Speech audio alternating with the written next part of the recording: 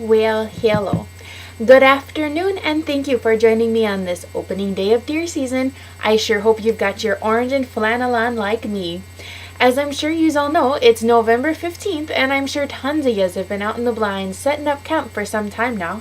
Today, on Run, Bambi, Run, we'll be looking at everything deer season, from baiting Bambi to cooking up his relative for dinner.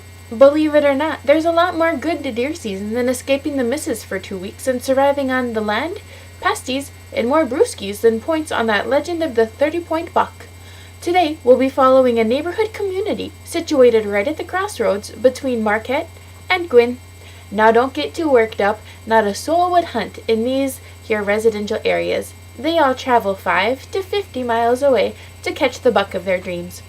Well, for cripe's sake, let's jump right in. Meet Frank. Frank is still a bit of a greenhorn at this hunting business.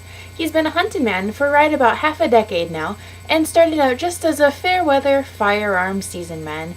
He's since branched out to muzzleloading, and as I like to say, playing Robin Hood. You might have heard this called crossbow season. Frank here will be showing us the lay of his hunting land, and we'll follow him as he baits the deer and take a gander out to visit his deer blind in the woods on the Sands Plains. Frank loves the brisk chill in the morning, knowing it's just him, nature, and a bunch of deer.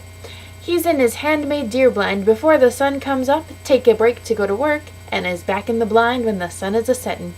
This city slicker turned youper man has learned to get the deer you gotta work all year, especially come late summer and early fall. Here in the Yoop, we call this time July.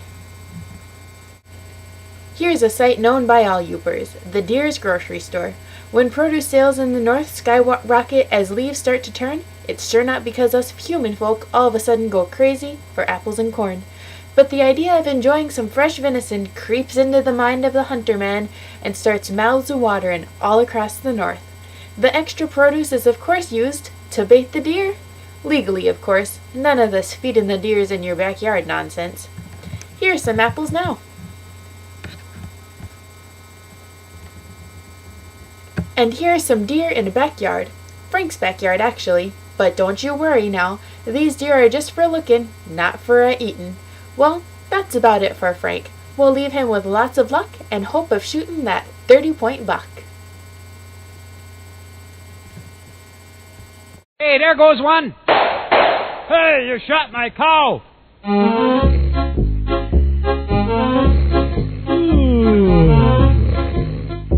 It's the second week of deer camp, I got a swollen head. I'm lying with the dust balls underneath my bed, and icy breezes blowing in through the tongue and groove. My pants are frozen to the floor and I'm too sick to move.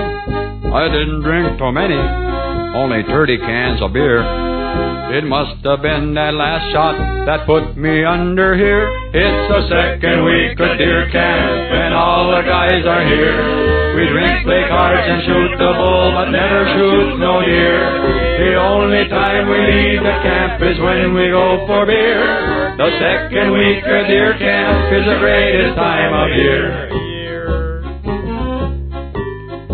I remember playing poker, that weasel must have won.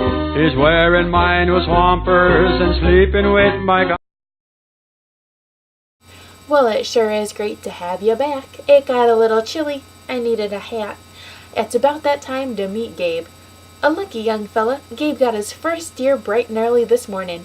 After shooting this lucky, or unlucky, doe, he was quick to shoot some photos and send them over here right quick like. This is quite the feat for young Gabe. He's gone out hunting with his pa before, but never has he been trusted enough to aim for the kill. Gabe's a bit of a wildfire, you see, and has a hard enough time sitting still, much less being quiet, while waiting for an unknowingly poor innocent deer to cross his path. He shot this here doe with the skill of a trained marksman, making his paw puff up with pride. A good-sized doe, this great shot will provide his family with meat for the year to come, at least. He is said to be considering donating part of his prize to a food shelter to help out those less fortunate. See, these young whippersnappers aren't all bad. Frank and Gabe are neighbors, but Frank is like an uncle to the boy, as is common in the area. Together, and with the help of other members of their neighborhood, the deer will be hung, skinned, processed, used, and eaten for dinner.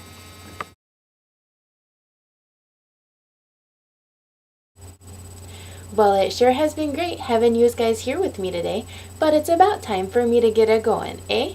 I sure hope you've enjoyed a peek at what hunting does to this here Upper Peninsula of Michigan come the day of November 15th. We already treat each other as family every day of the year, but bonds get extra tight during them 2 weeks of hunting them deers. Sure, we drink a ton of beers, but at least it's only for 2 weeks out of the year, don't you know? It's getting mighty chilly in here, so I surely oughta just go outside and start looking through the forest for a deer of my own. We've had a swell time, and I'll be sure to keep you guys updated on the happenings of Frank and Gabe.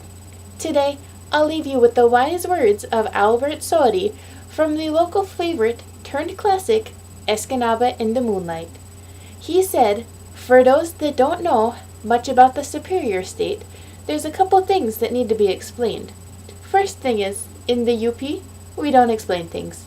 Second thing is, we've got some of the best hunting and fishing in the whole world. How true are those words, spoken from a Youper to us Youpers. Farewell, and good luck hunting. Oh, and a note to our foresty friends.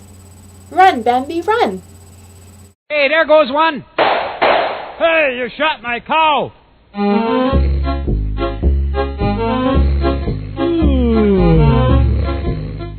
It's the second week of deer camp, I got a swollen head. I'm lying with the dust balls underneath my bed.